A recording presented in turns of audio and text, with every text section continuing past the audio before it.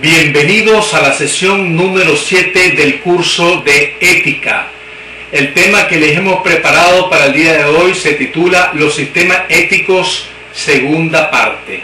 Vamos a abordar dos sistemas éticos que son producto de los métodos de la ética. La primera es la ética material de bienes, de concepción aristotélica, y la ética material de los valores, de concepción de Max Scheler. Vamos en primer lugar a la ética material de bienes. En la ética formal de Kant decíamos que la justificación moral de la persona se daba cuando ésta seguía un código moral alimentado por la buena intención y el amor por el deber. Ahora bien, en la ética material de bienes, la justificación moral se va por las acciones que la persona hace en su diario vivir.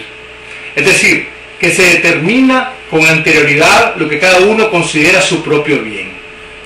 Para uno, por ejemplo, será la belleza, para otros la vida, para otros la moda, para otros la utilidad, para otros lo práctico como el pragmatismo, para otros lo sensual. En eso consistirá su moral.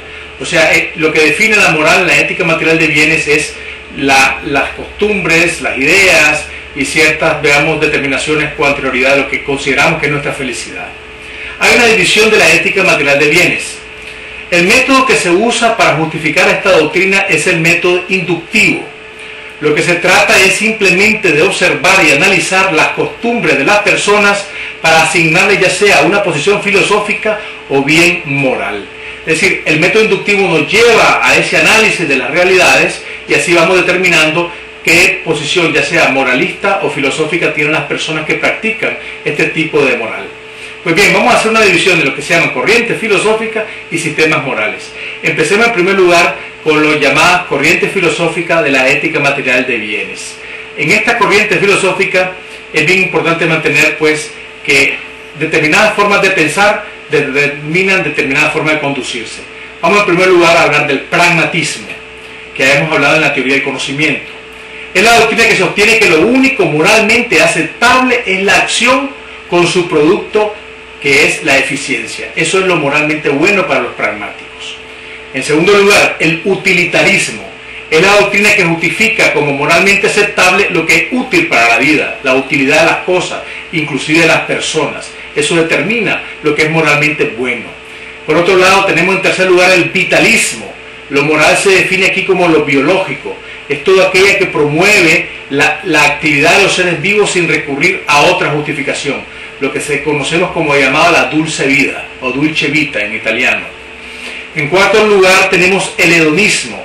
La buena moral se identifica con el placer sensual. Las personas hedónicas identifican que lo bueno es lo sensual y lo malo es que no usa esta adquisición.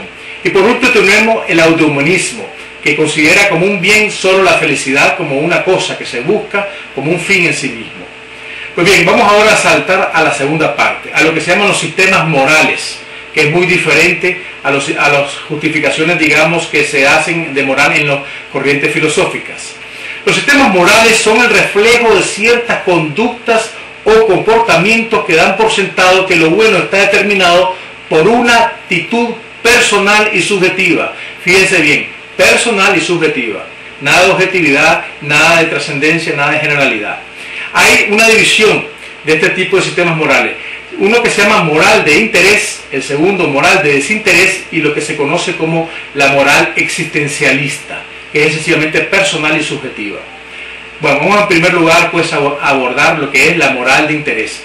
Acuérdense que estamos dentro de la ética material de bienes. Estos tipos de morales están fuertemente influenciados por el egoísmo de la persona. Se divide principalmente en lo siguiente: lo que se llama moral egoísta, que busca solamente la satisfacción del cuerpo, y eso es lo moralmente bueno. Está en segundo lugar la moral egoaltruista, que como ejemplo tenemos el sistema marxista, y en tercer lugar el moral biológico, que consiste simplemente en el sexo y la alimentación. Por otro lado tenemos la moral del desinterés, que es una moral más cerca de la ética que pretendemos enseñarles. Aunque aparenta desinterés, en el fondo siempre existe una búsqueda de la satisfacción del ego. O sea, siempre estamos buscando el ego, ya sea a través del bien de la colectividad, a través del bien nuestro, etc. Y aquí hay una división interesante parecida a la anterior. En primer lugar tenemos la moral altruista. Todos habremos escuchado alguna vez, ¿verdad?, que sobre lo que es altruismo, es buscar el bien personal en el bien de los demás. Y por último tenemos la moral sentimentalista, que está con los sentimientos de simpatía, de compasión o de sentimientos, y que personas se definen moralmente por ser excesivamente sentimentales. Y en tercer lugar tenemos la moral existencialista. La moral existencialista se caracteriza por ser guiada por el despertar de la conciencia racional sobre las experiencias vitales como el dolor, la frustración, la muerte, el fracaso. Y esto produce, por supuesto, una interpretación determinada de la vida, muy subjetiva y muy personal. Vamos ahora a abordar, pues, a la ética material de los valores.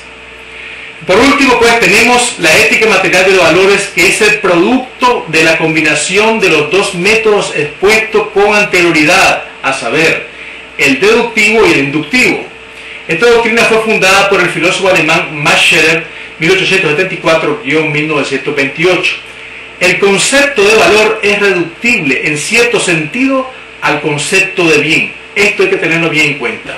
Es una forma de decir el bien en estos tiempos modernos. ¿Qué es el valor? Es una forma de hacer la pregunta, porque es algo difícil. En primer lugar, se dice que una cosa tiene valor porque no nos es indiferente a nosotros. Las cosas tienen valor además porque identificamos en ellas ciertas cualidades que otras cosas similares no la tienen. Y estas cualidades las hacen ser valiosas para nosotros.